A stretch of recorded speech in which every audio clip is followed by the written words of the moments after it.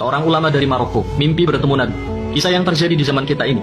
Nabi berkata kepadanya, "Pergilah kamu ke Mekah, temui Fulan bin Fulan. Beritahu dia bahwa dia adalah ahli surga." Malam kedua pun dia mimpi yang sama. Malam ketiga pun juga, 3 malam berturut-turut mimpi Nabi dengan pesan yang sama. Maka ulama Maroko ini pun mengumpulkan hartanya, perbekalannya untuk pergi ke Mekah. Sesampainya di Mekah, ia melakukan umroh, lalu menghubungi sahabat-sahabatnya para ulama Mekah untuk menanyakan orang yang dia cari. Maka bersama-sama dengan para ulama Mekah, mereka mencari orang yang dimaksud.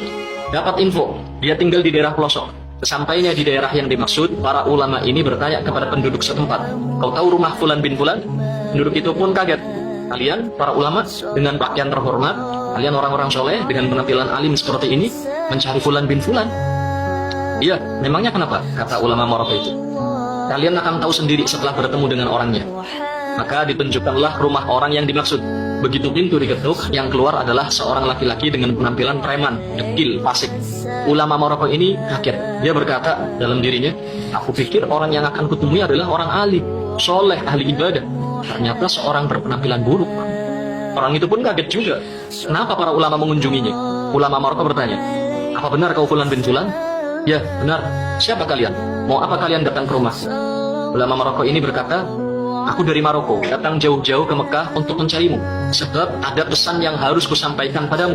3 malam berturut-turut aku bermimpi Rasulullah Shallallahu Alaihi Wasallam. Beliau berpesan, pergilah kamu ke Mekah, temui Fulan bin Fulan. Beritahu dia bahwa dia ahli surga." Demi Allah, aku tak melebih-lebihkan apa yang beliau sampaikan ini. Orang ini pun menangis, menepuk-nepuk kepalanya, tidak percaya. "Aku ahli surga? Oh, pasti bohong. Orang sepertiku tidak mungkin mendapat kabar seperti ini."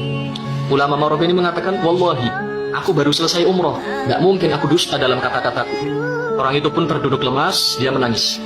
Ulama Maroko berkata, "Demi Allah, apa amal perbuatan yang kau lakukan sampai kau dapat kabar gembira seperti ini?" Dia pun menjawab, "Aku ini orang hina, orang paling rusak, paling bejat di kota ini. Aku selalu sembrono dalam sholat. Bertahun-tahun aku tak pernah ke Masjidil Haram, padahal aku tinggal dekat Ka'bah. Aku ini orang rusak, aku tidak punya amal apapun." Maka ditanya lagi, "Coba kau ingat-ingat lagi, mungkin kau punya amal yang kau lupakan." Maka orang ini mengingat-ingat, lalu dia katakan, "Iya, aku punya satu amal baik, dan cuma ini amal baik yang aku punya. Tidak ada amal soleh lain selain yang ini. Dulu aku pernah punya seorang tetangga, dia mati. Dia meninggalkan istrinya menjanda dan anak-anaknya yatim.